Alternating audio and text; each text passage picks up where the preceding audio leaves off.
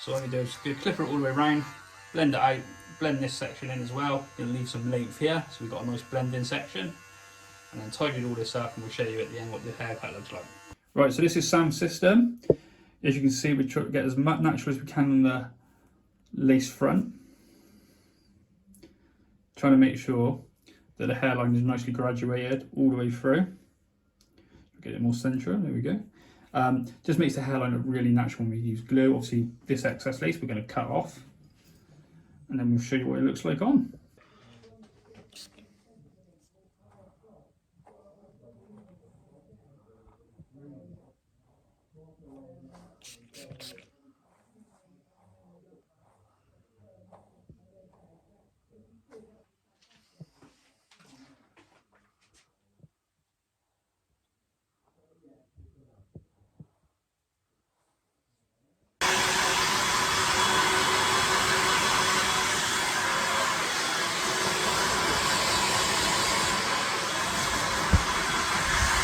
Some volume in it.